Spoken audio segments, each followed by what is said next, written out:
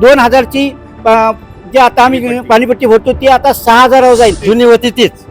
आता तुम्ही वाढशिवाय आम्हाला भरता येणार नाही. त्याच्या पुढे काय करायचं तुम्ही करा. आम्ही भरूच शकत नाही. बस आम्ही एक अपंग माणूस. हा, भांडी घासतात आमची बायका पोरा. तेव्हा आम्हाला भेटणार किती 1200 रुपये पगार. त्यातून 3000 पानपट्टी असते. आम्ही भरणार कुठं का उपाशी मरू का आम्ही. जनजागृती करण्यामध्ये ही पंचायत कमी पडलेली आहे. आता उदाहरणार्थ आता आम्हाला शुद्ध पाणी पुरवठा करतायत काय आहे, गटारचं पाणीच देत आहेत हे आम्हाला. माणगाव नगरपंचायत हद्दीमध्ये अमृत पाणी पुरवठा योजनेअंतर्गत पाईपलाईन टाकण्यात आलेले आहेत. या योजनेअंतर्गत नळ जोडणी जी आहे ती नळ जोडणी करण्यात येते आणि त्याच्यासाठी स्मार्ट वॉटर मीटर बसवण्यात येत आहे. तर या स्मार्ट वॉटर मीटरला उतेखोल गावातील नागरिकांचा विरोध आहे. तर हा नक्की विरोध का आहे आपण त्यांच्याकडनं जाणून घेणार आहोत. आपण या उतेखोल गावामध्ये आलेलो आहोत. काय सांगाल की तुमचा नक्की विरोध का आहे या योजनेला किंवा या स्मार्ट मीटरला? आता हे जे मीटर बसवण्यात येत आहेत आमच्याकडे, आम्ही नाही बसवून घेतले. आमच्याकडे बसवायला आले होते, त्यांना आम्ही विरोध केला. कारण का या योजनेची आम्हाला काडी देखील कल्पना ग्रामपंचायतीने नगरपंचायतीने दिली नाही.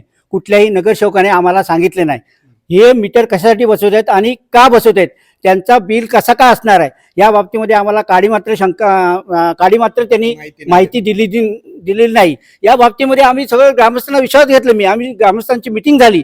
त्या ग्रामस्थांमध्ये मिटिंगमध्ये असं ठरलं की कोणीच मीटर बसवून घ्यायचं नाही.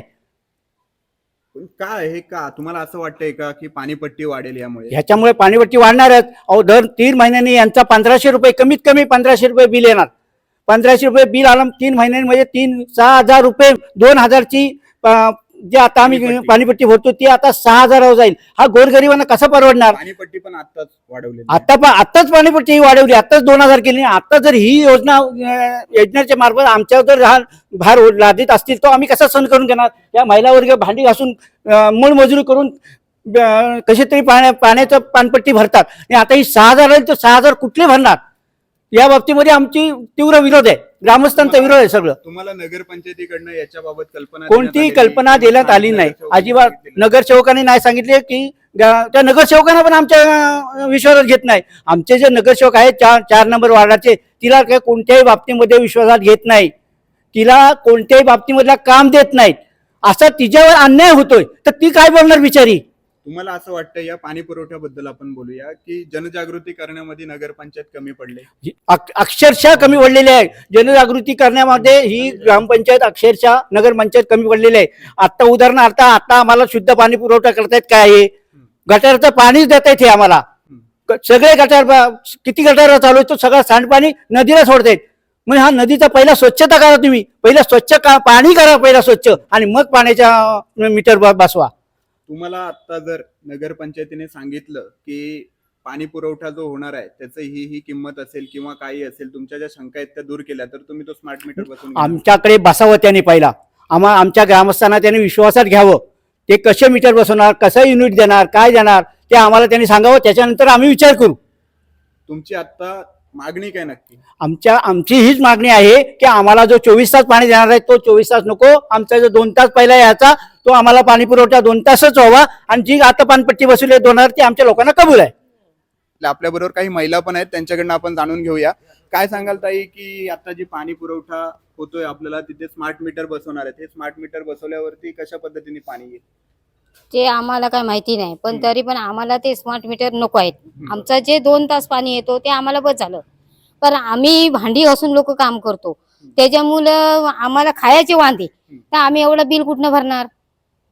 हे जर आम्हाला पहिलं जर माहिती असतं ना तर आम्ही पहिलं सांगितलं असतं की आमच्या इकडनं लाईन नको आहे करून. बरोबर ना?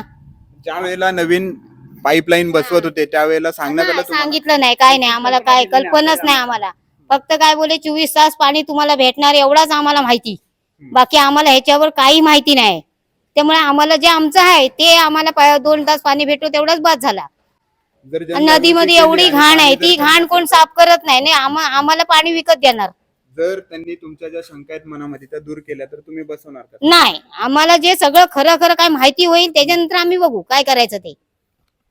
तर हे जे ग्रामस्थ आहेत उतेखोल गावातील ते सांगत आहेत की आम्हाला शुद्ध पाणी देखील भेटत नाही. तुम्ही जी जुनी पाणीपट्टी होती ती जुनी पाणीपट्टीच ठेवा आणि जर स्मार्ट मीटर बसवले तर त्याच्याबद्दल जनजागृती करणं गरजेचं आहे. आम्हाला कोणत्याही पद्धतीची जी माहिती आहे ही पाईपलाईन टाकताना की आम्हाला स्मार्ट मीटर बसवण्यात येतील आणि त्याच्यानंतर मग एवढी एवढी पाणीपट्टी येईल किंवा पाणीपट्टीमध्ये वाढ होईल, याच्याबाबत कोणत्याही पद्धतीने नगरपंचायतीने सांगितलेलं नाही आहे किंवा स्थानिक नगरसेवकांना देखील याबद्दल माहिती नाही आहे, असं हे ग्रामस्थ आपल्याला सांगत आहेत. शक्ती न्यूज मराठीसाठी प्रतीक मोरे, रायगड.